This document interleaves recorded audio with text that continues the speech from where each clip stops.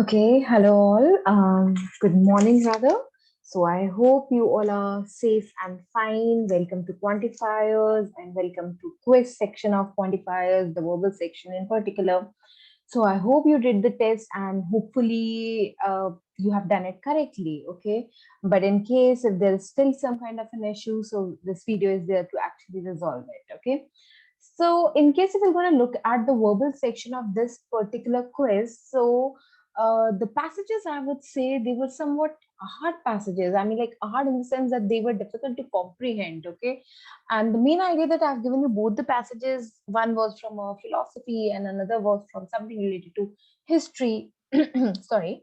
So the main purpose is that you should also know how to deal with the hard passages. Okay, no doubt that the cat has actually changed the format and the pattern, that they are not giving a very something which is very difficult to read or something which is difficult to comprehend, but you never know about the surprises that the cat exams can give you. Okay, cat exam can give you. So it's better that you should know each and every, like you should know how to solve each and every kind of the paragraphs, okay, or the passages for that matter. So that's the reason that I picked it from a two different areas, one from a philosophy and another from a history. Okay, so without wasting time, let's get into the paragraphs to and passages to understand them. Okay. So now the present day philosophers, so the first passage. So the present day philosophers usually envision their discipline as in this the case, just a case. Yeah. So the present day philosophers usually envision their use the highlighter. Okay, so the present day philosophers usually envision their discipline as an endeavor that has been since antiquity. Okay, or I changed the format. Okay, so since antiquity, distinct from and superior to any particular intellectual discipline such as theology or science. Now, what is this? Are you able to understand anything? So when I read it for the first time, even my was like this. Ki, oh God, I thought that the author, you are my friend. Now, what is this? I thought you were going to support me in during my CAT exams, but what you have written, I'm not able to understand anything. Okay. So, but anyways, this particular thing will not going to work while we are reading the CAT passages. Okay. So, we need to comprehend them. So, let's go get back and let's start again. Okay. So, the one thing is clear from reading this particular passage is that this is actually the opinion of present day philosophers. Okay. So, it is not the author's opinion. Okay, so it is present day philosophers, okay, you who usually envision their discipline since antiquity. Now you need to know the meaning of this word antiquity. Okay, so antiquity is something which is very long time ago. Okay, so they believe that their discipline for the philosophers would always be, so what would be the discipline of the philosophers? The philosophers discipline would be definitely a, I would write it here rather. So the philosopher's discipline would definitely be philosophy. Oh, just a second, sir. I need to change it. Okay. So, what will be the philosopher's discipline? It will be again what I'm doing. Okay. So, again, their discipline will be philosophy. Okay, so what they believe, okay, so what the philosophers actually believe about their particular this. Okay, so they believe that the philosophy since antiquity, that is since very long time, is distinct from superior to any is distinct from and superior to any particular intellectual discipline. Okay, so this is a view, this is the main idea of this particular passage. Okay, so what is the main idea? So it is actually, first of all, it is not the view of the author, it is actually the view of the present day philosophers. So they believe that philosophy, which is their discipline, okay, it is since very long time, it is actually distinct and it is actually superior to any other discipline. Okay. Such philosophical concerns as the mind body problem, or more generally the nature of human knowledge, they believe are basic human questions whose tentative philosophical solution have served as the necessary foundation on which all other intellectual speculation has rested. Okay, so again, a kind of a repetition of whatever the author has said in the very first paragraph, the very first the lines, I would rather say is okay, rather say. Okay, so let's just quickly write it in a form of a notes. Okay, so just quickly write it in the form of a note. So what I can say it from this is that what philosophers actually believe is that philosophy, which is their discipline. Okay, so it is super awesome. Okay, so it is best, it is awesome. Okay, and it is best or it is awesome because of two reasons. First of all, it is distinct.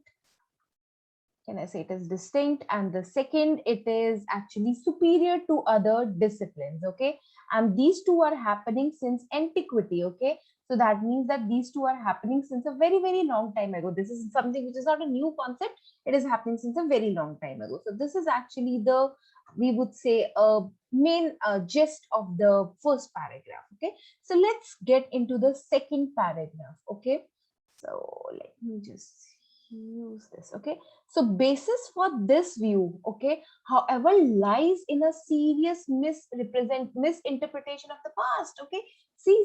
So now the author has started getting involved. Okay, so what is saying that the basis for this view? Now, what is this view?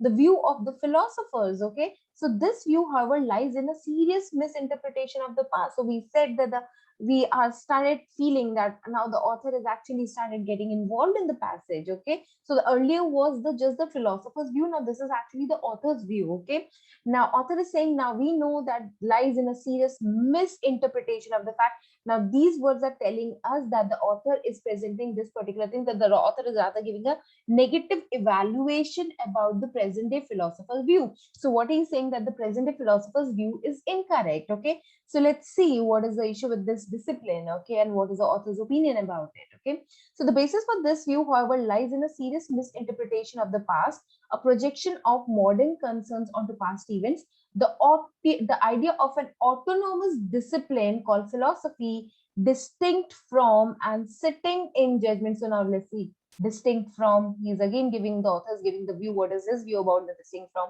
and sitting on judgments on such pursuits as theology and science, turns out on close examination to be of quite recent origin. Okay, so we saw that the present day philosophers, they believe that their philosophy is actually distinct and superior on, this is actually happening since antiquity. But what the author is saying that the present day philosophy, that the philosophy is distinct from and sitting in judgments on other, turns out on close examination to be of quite recent origin. Okay, and that is the reason that the author is saying that there lies a serious misinterpretation of the past. So two things are clear till now is that the author is not favoring the present day philosopher's opinion. Okay, rather he's saying that the present day the rather the author is saying that the philosophy is something which is of quite recent origin, it is not since antiquity, there is something wrong in it. Okay, now since we can see that the this particular passage actually deals with a time period somewhat. Okay,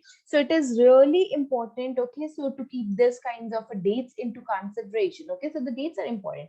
So while in the 17th century, let's again get into this mode. So while in the 17th century, Descartes and Hobbes rejected medieval, so let me just highlight it. Okay, 17th century. Okay, so while in the 17th century, Descartes and Hobbes rejected medieval philosophy, they did not think of themselves as modern philosophers do, as proposing a new and better philosophy, but rather as furthering the warfare between science and theology.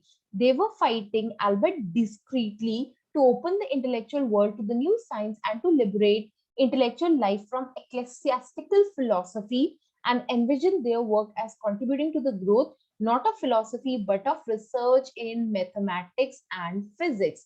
The link between, now I'm giving it like this, but of research in mathematics and physics.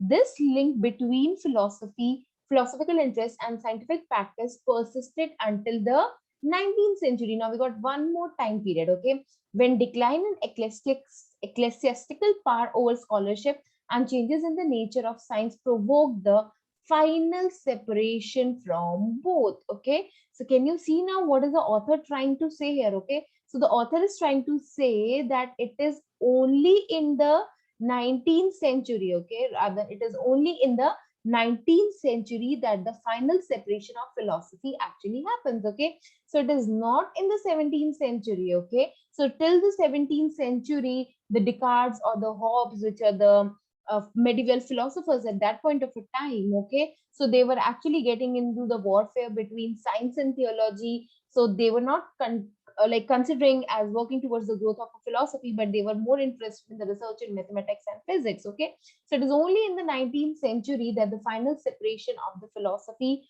from mathematics and physics actually happens. Okay, so let's see what are the key words out here. Okay, so let's see some of the words here. Okay, so when in the 17th century Descartes and Hobbes rejected medieval philosophy, they did not think of themselves as modern philosophers do. Okay, so the modern as proposing a new and better philosophy, but rather as furthering the warfare between science and theology. Okay, so the modern philosophers believe that Descartes and the Hobbes actually contributed to the 17th century, but they were not kind of interested towards the building up a new and a better philosophy. Rather, they were getting into the warfare between science and theology. Okay, they were actually fighting from so ecclesiastical, what is this?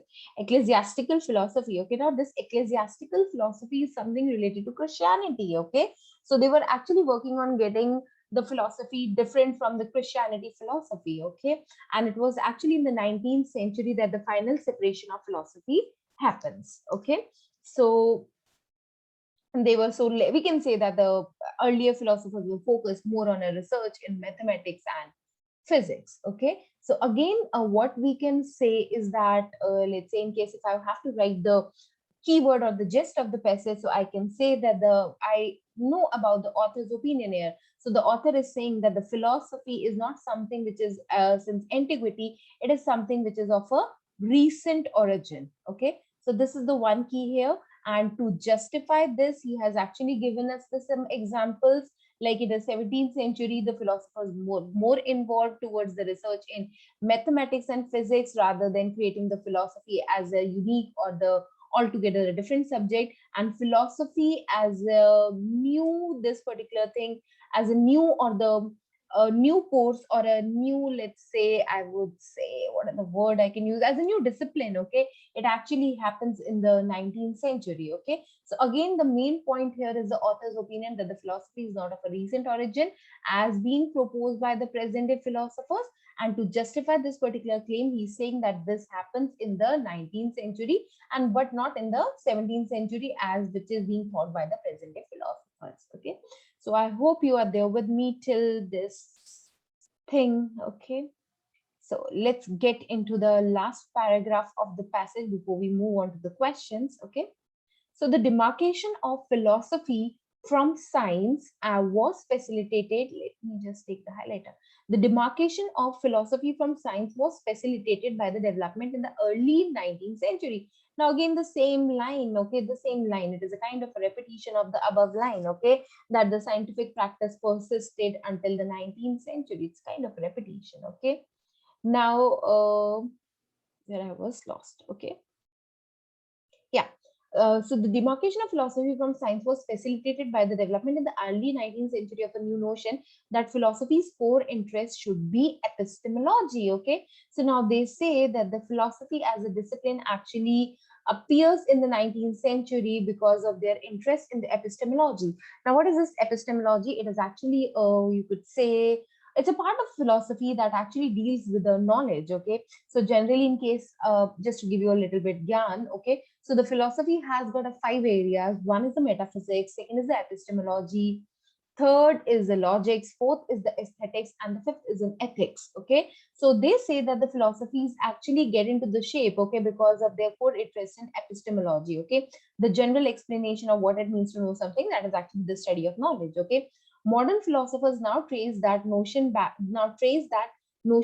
at least to Descartes and Spinoza, but it was not explicitly articulated until the late 18th century by Kant, okay, and did not become built into the structure of academic institutions and the standard self descriptions of philosophy professors until the late 19th century. Okay, so the language is no doubt it's difficult, okay, but we need to know the main ideas. That is really important. We need to know the overall picture. Okay, so still again, what we can actually infer from this particular passage is that the philosophy as a discipline emerged in the 19th century, and that too because of the philosophy's core interest in epistemology, and that was somewhere done by this gentleman named as Kant. Okay, so he focuses on something known as epistemology, which actually gives the foundational stone for philosophy. Okay, so without the idea of the epistemology, the survival of philosophy in an age of modern science is hard to imagine. Okay, so this epistemology, which was being proposed by the Kant, actually gave the birth to the philosophy. Metaphysics philosophy is traditional code considered as the most general description of how the heavens and the earth are put together, has been rendered almost completely meaningless by the spectacular progress of physics. Okay, so they have this metaphysics concept in the philosophy I just told you right now. Okay, so they were actually rendered as an incorrect, okay, by the physics people. So the philosophy was about to end by that area, but then the gentleman Kant came and he started giving us something about the epistemology, which gives a rebirth to the philosophy. Okay, so Kant, however, by focusing philosophy on the problem of knowledge, so the problem of knowledge is actually a part of an epistemology, managed to replace metaphysics with epistemology, and thus to transform the notion of philosophy as a queen of sciences into the new notion of philosophy as a separate foundational and discipline. Okay, so again, the author, so in case if I have to just give you a quick recap or the important pointers here in this passage. So we can say that the third paragraph, can I write it here in case it's visible to you? Okay, chalo. Anyhow, I'll write it on white space. Okay.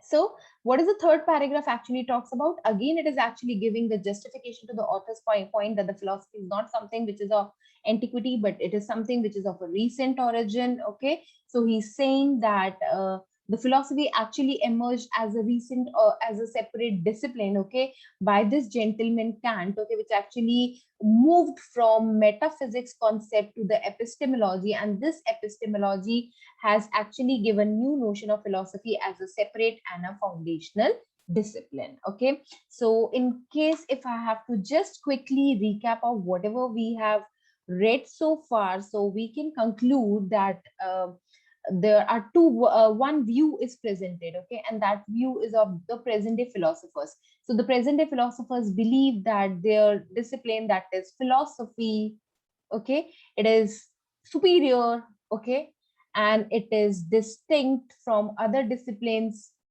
It is superior and it is distinct from other disciplines, and this is happening since antiquity, that is, it is happening since long time ago. But then the author is contradicting this view. The author is saying that this is not happening since long time, but it is rather of a recent origin. Okay, and then he's actually giving us the examples, okay, or the rather I would say the justification that how this is of a recent origin. Okay, so this is basically the passage is all about. Okay, so a slightly difficult to read, but still you can actually get the gist of the passage. This is what I believe. Okay, so without me wasting much of the time, let's actually get into the question types.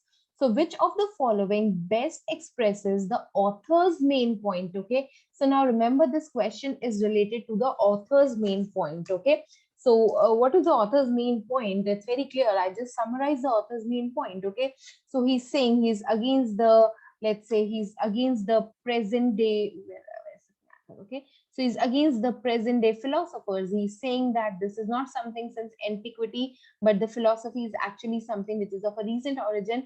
And to prove his point, he's actually giving the justification in the second paragraph as well as in the third paragraph. Okay, so let's move on to the option. Philosophy's overriding interest in basic human questions is a legacy primarily work of Kant. Okay, no doubt that this gentleman Kant was being mentioned in the third paragraph, but is this the main point? Was the main point was to highlight the contribution of Kant? So the philosophy's overriding interest in basic human questions is a legacy primarily of the work of Kant. Okay, so while Kant is definitely mentioned in the passage, okay, but the entire passage does not focus on Kant or his work. Okay, this is not the main point of the passage. This is not the main point of the author's. Rather, he uses this particular example of a Kant as a fact to support that the philosophy came as an independent discipline in the 19th century when Kant actually shifted the focus from metaphysics to epistemology. Okay, but this is not the main point. Okay,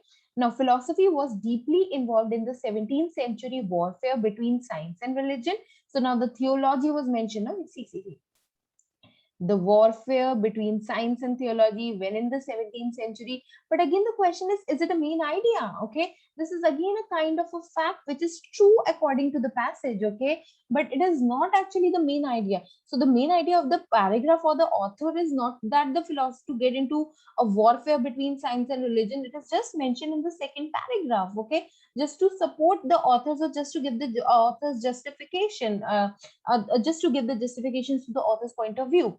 Now, the set of problems of primary importance to philosopher has remained relatively constant since antiquity. Now, the set of problems of primary importance to philosophers has remained relatively constant where it is mentioned. It is not mentioned. This is an alien concept, okay? And secondly, it is incorrect also. It is factually incorrect. The reason that it is factually incorrect is that it never remains constant, okay? So you can say that initially the philosophers were more focused on the metaphysics, but then gradually they actually shifted to epistemology, okay? So he did to replace metaphysics with epistemology, okay, and thus to transform. So it never remains constant. It is factually incorrect, and neither it is the main idea, okay.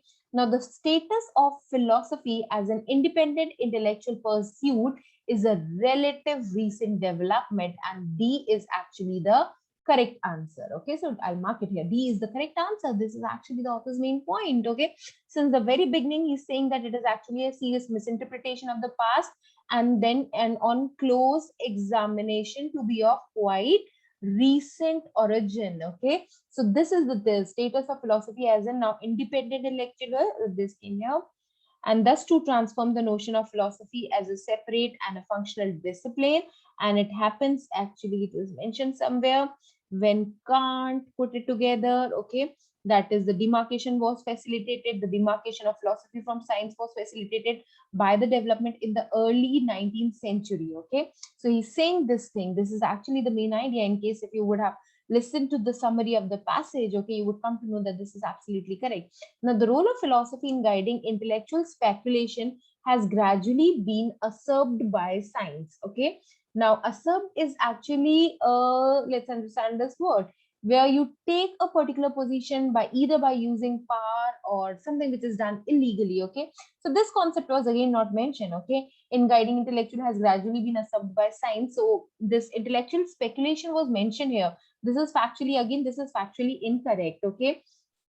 So he mentioned here that the role of philosophy in guiding intellectual speculation has gradually been usurped by science. That the this particular, they say that the other subjects such as theology or science, okay, they're actually dependent, or rather they say that the philosophy is superior than these intellectual disciplines, okay, and whose tentative philosophical solution have served as a necessary foundation for which all other speculation has rested, okay. So they believe that the on philosophy all the other intellectual speculation has rested.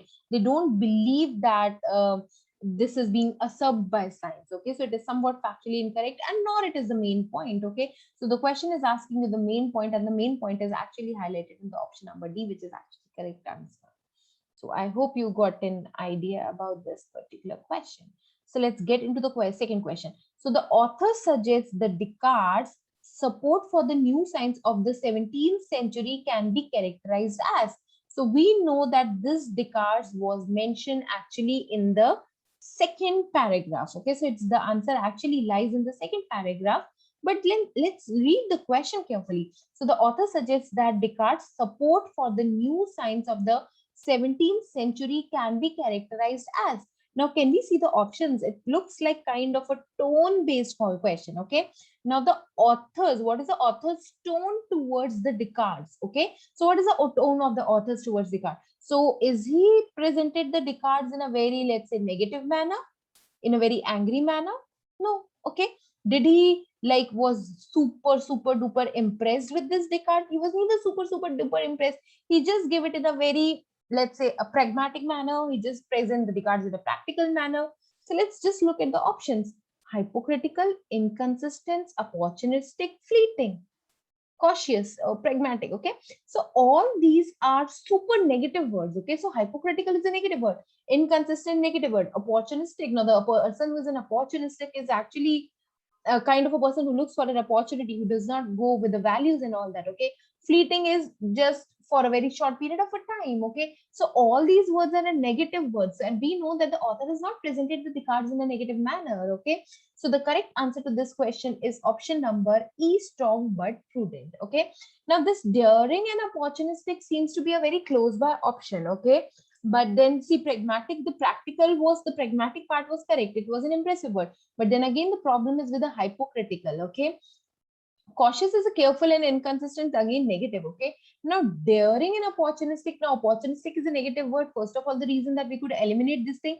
Now daring is something that you have faced some negative consequences. Okay, but then again, nothing about the negative consequences, I would rather say, is being mentioned here in this particular passage. Okay, so we cannot say that this particular guy, okay, so there must be some evidence of adverse consequences which is mentioned in it, so we cannot say that this is daring. So it is strong but prudent, and there is a line also which supports here. Okay, so Descartes and Hobbes rejected medieval philosophy. They did not think of themselves as modern philosophers do, as proposing a new and better philosophy, but rather as furthering the warfare between science and theology. They were fighting, albeit discreetly. Okay, now in case if you know, the meaning of the word discreet is synonyms to prudent. Okay, so prudent and discreet. Okay, so in a very careful manner. Okay, which is something which is showing the care and thought for the future. Okay, so discreet and prudent are synonyms. Okay, so they were fighting, albeit discreetly, to open the intellectual world to the new science and to liberate intellectual life from ecclesiastical philosophy, and envision their work as a contributing to the growth not of philosophy but of research in mathematics and physics. Okay, so this liberate the intellectual life can say that they were actually strong. Okay, and this then prudent and discreetly, they are actually synonyms to each other. So that is the reason that the correct answer to this question is option number E. Okay, I hope you understand this particular question. Okay, so let's move to the question number 3. So again, the primary function of the passage as a whole is 2. So now the primary function and the main idea, again, the main purpose of the passage, it's kind of the same. Okay, so let's read the option. Okay, so compare two competing models. Are they comparing two competing models? What are those competing models? Nothing about the comparison is mentioned. Nothing is compared. Okay, analyze a difficult theory. But before we understand, let's get into the understanding the meaning of the word analysis. Okay, so analysis is actually a kind of, let's say, a neutral evaluation. Okay, so this passage is not an analytical passage. This passage is actually an argumentative. So in case if you would have listened or like attended my RC's classes, I've discussed the different passages, and this passage is an argumentative. So the author presents his opinion, and in order to support his opinion, he's presenting the facts further. Okay, so this kind of the passage is an argumentating. So it is not analyzing. Analyzing is actually a kind of a neutral evaluation. Okay, present new evidence for a theory. Is he presenting new evidence? Is something like a new evidence? And what theory? Which theory? Okay, it's not mentioned. Now, correct and erroneous belief. Now, erroneous belief, erroneous is actually something which is incorrect. Okay, by describing its origins, and this is actually the correct answer. Okay, so the author is talking about the evolution of a current idea of a philosophy and how this is actually the misrepresentation of a past, misinterpretation of the past. Okay, so he's saying that the philosophy is of a recent origin, whereas the present day philosophers believe that it is since antiquity, it is since very long time. Okay, so he's actually correcting an erroneous view. So he's saying that it develops into a separate and a foundational discipline in the early 19th century. So he's correcting an erroneous belief by describing its origin. Resolve a long-standing theoretical controversy. Now again, what controversies? Okay, and what theoretical controversies is being talked? And is he resolving some controversies? He's not resolving some controversies. There is an opinion by the present day philosophers. He disagrees with this opinion of the philosopher, and then he's presenting the facts to justify his disagreement. Okay, so that is the case. He's not resolving a long-standing theoretical controversies. Okay, so that makes the option number D the correct answer. The last question of this particular. So according to the passage, the present day philosophers, so now the present day philosophers are being discussed in mostly in the first paragraph. No doubt it has a reference in the second and the third paragraph, but still say believe that mind body problem is an issue. That, so where was this mind body problem? So it is a kind of an anchor based phrase question rather. Okay, so we have to locate this phrase mind body problem, where it was there. Yeah. Okay, so the mind body problem. Okay, so we have to actually identify this phrase of a mind body problem, and then let's see which answer option could be relevant to obtain which option could be relevant actually to answer it. Okay, so it occurs in the first para, so we have to actually go to the first paragraph. Okay, so the present day philosophers envision their discipline as an endeavor that has been since antiquity distinct from and superior to an any intellectual discipline.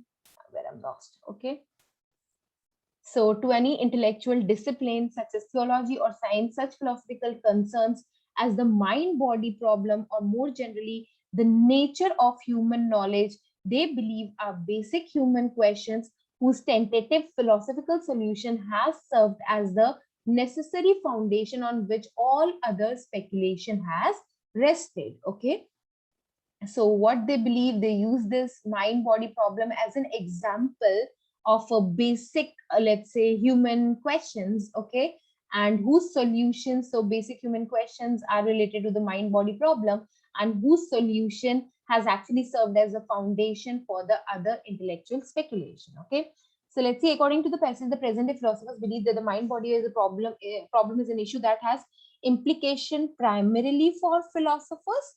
So is it primarily for philosophers? So they believe that its application has the necessary foundations on which all other intellectual speculation has rested. Okay, so not only primarily for philosophers, may be affected by the recent advances in science. So nothing about this may be affected by the recent advances in science is being mentioned here. Okay, has shaped recent work in epistemology. Now we know that the epistemology was actually mentioned in the this epistemology yeah, it was mentioned in the third paragraph, and then this mind body problem was being talked in the first paragraph. Okay, has little relevance to the present day philosophy. Now this is incorrect. Okay, because this is the opinion of the present day philosophers. In case if it has little relevance, then why would they have glorified it that philosophy has served as a necessary foundation on which all other intellectual speculation has rested? So they have presented this thing as a positive. So this is not a little relevance. Okay,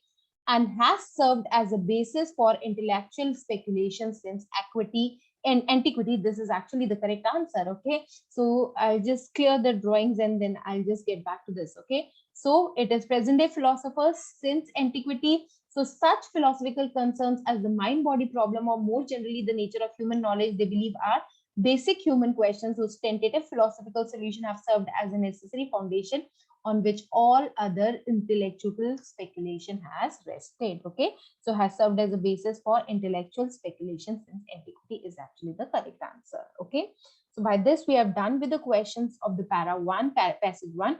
I hope you are there with me. Okay, so let's get into the second para. Okay, now this is actually a CAT 2017 slot 2 actual passage. Okay, so again something on a history.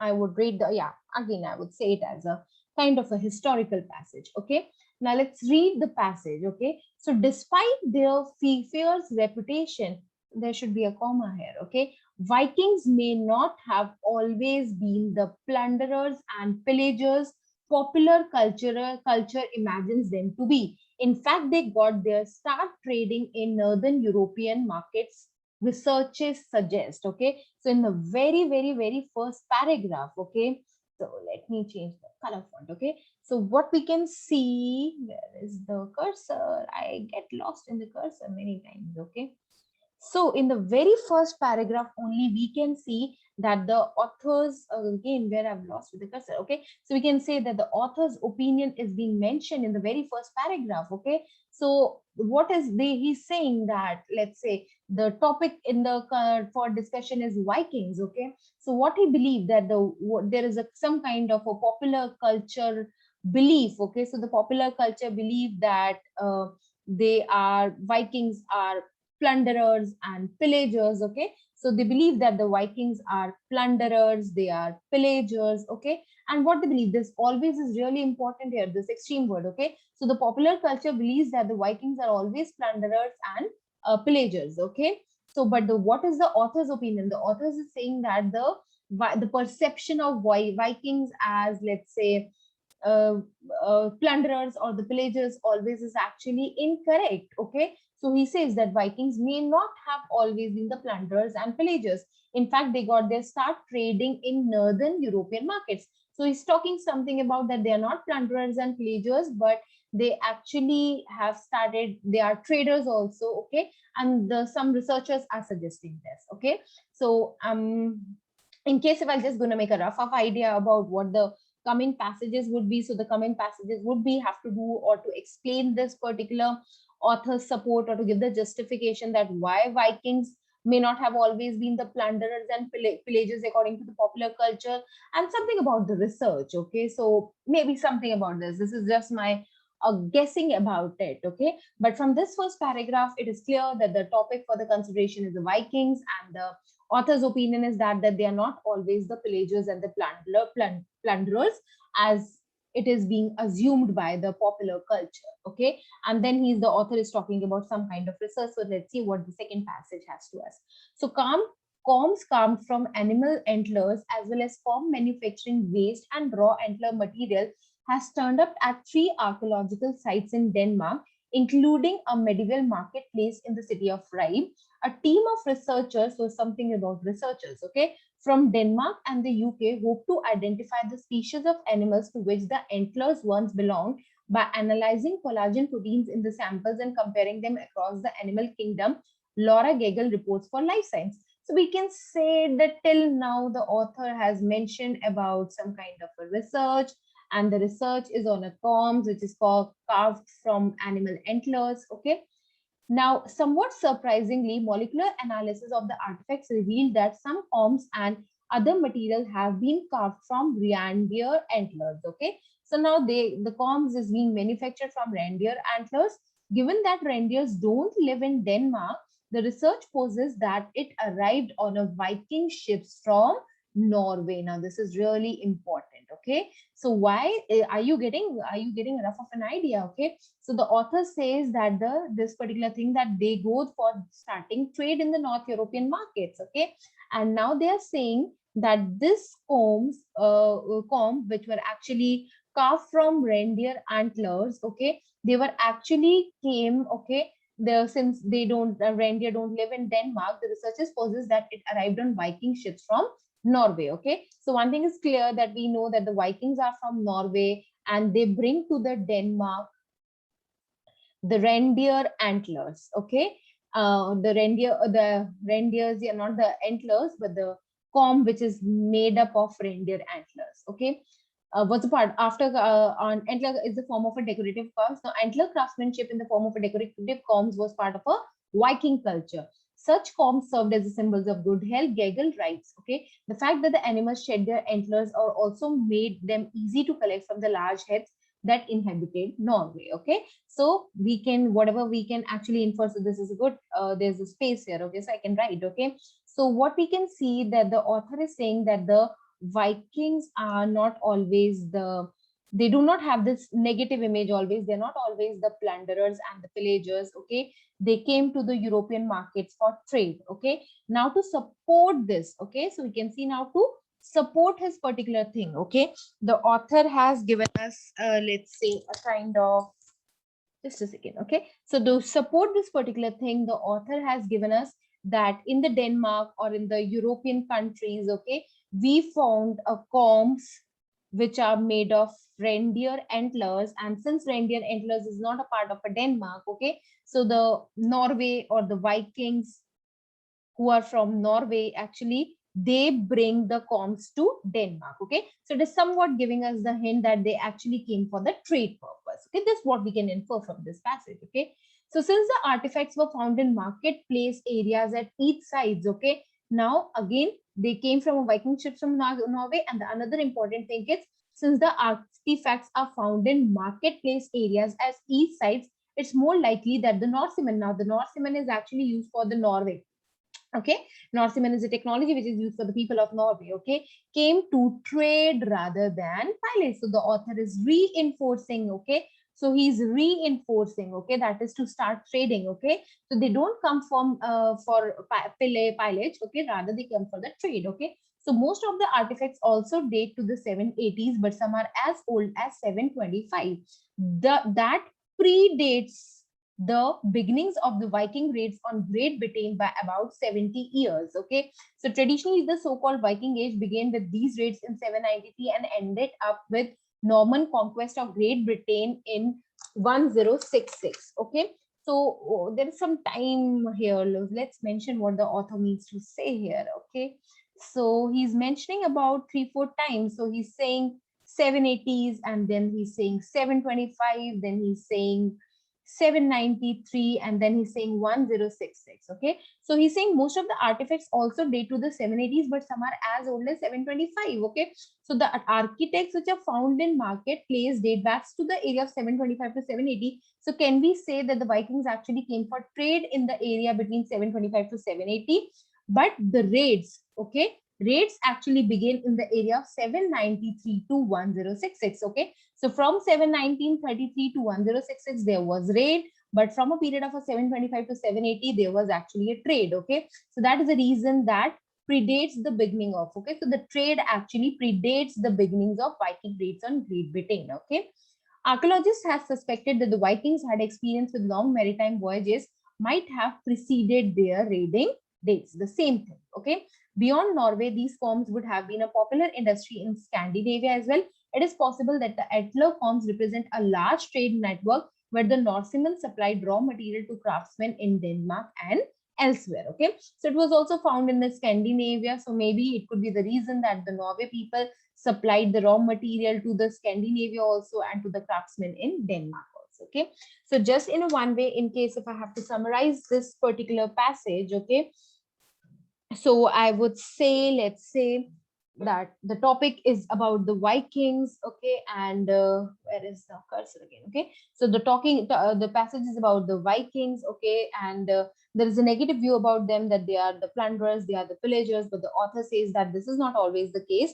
They actually came for the trade, and the research is supporting it. So first way is that the Viking ships from Norway bring the reindeer antlers comb, okay, so they bring the reindeer antlers comb, okay, and then these forms were found in the marketplace also. Okay, and then 725, and these date back long back to 725 to 780, there was a trade, and then 793 to 1066 they actually raid. So they actually came for the trade purpose also. Okay, so this is what the author is trying to explain to us. Okay, so let's get into the questions. Okay, so let me just clear the drawings. Okay, so the primary purpose of the passage is tools. Okay, so again, the primary purpose, the main idea question. Okay, to explain the presence of reindeer antler forms in Denmark. Okay, is the main purpose is to explain the presence of reindeer antler forms in Denmark.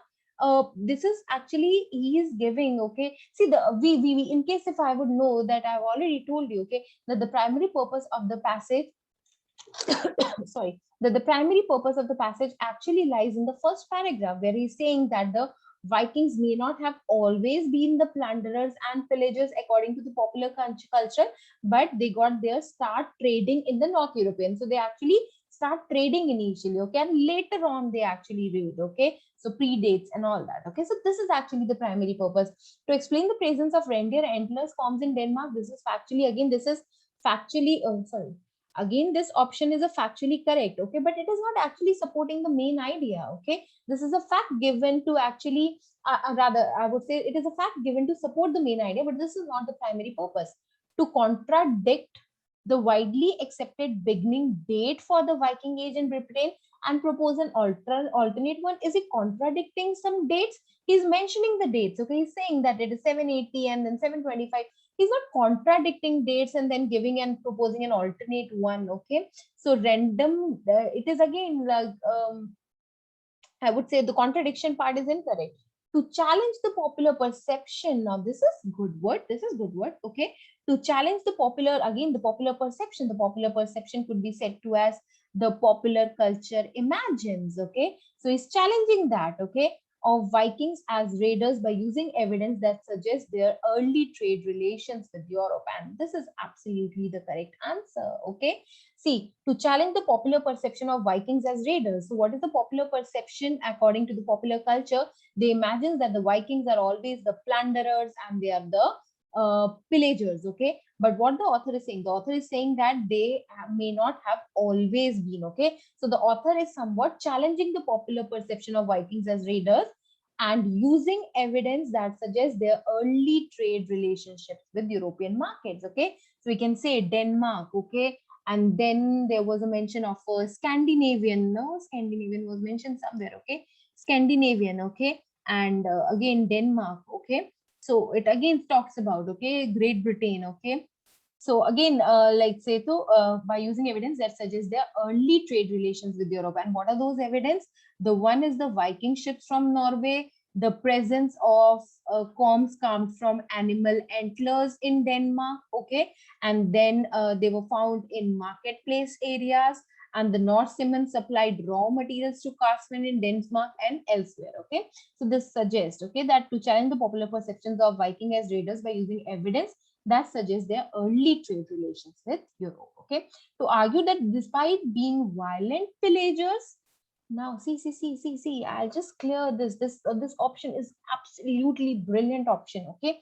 Now to argue that besides being, where is my, yeah, to argue that besides being violent pillagers, Vikings were also skilled craftsmen and efficient traders, okay? Now this was a very, very close question option, okay? So I'm sure that once when the people have given this particular paper, okay, so many of them have actually marked B as an option, okay? So to argue that besides being a violent pillagers, Vikings were also skilled craftsmen and efficient traders, okay? But it is a kind of a trap question, okay? Now why it is a kind of a trap? Because of the adjectives which is being used, okay? Is there anywhere in the passage the Vikings is being mentioned as violent, okay? So what is being mentioned is that they have the image of the plunderers and pillagers, but where it is mentioned that they were actually violent, okay, it's nowhere mentioned, okay? And similarly the skilled craftsman, the craftsman word is mentioned here, okay? And then there was a craftsmanship was mentioned, antlers craftsmanship was mentioned, okay? But where it is mentioned that they were actually skilled, okay? And this efficient traders, how we know that they are the efficient traders, okay? So all these extra pieces of words which are added to this particular options has made this option incorrect, okay? So it seems to be very appealing at one go. It looks like a pick me up, okay? But then again, you need to be really careful. Are these facts mentioned, okay? So that is the reason that the C is the better answer to this question, okay? I hope you got this trap kind of a question, okay? The reason I've selected this particular passage, okay? So let's move to the question number second. Okay, now the evidence, most of the artifacts, let me just go back, okay? Just a second, let me have a glass of water, okay?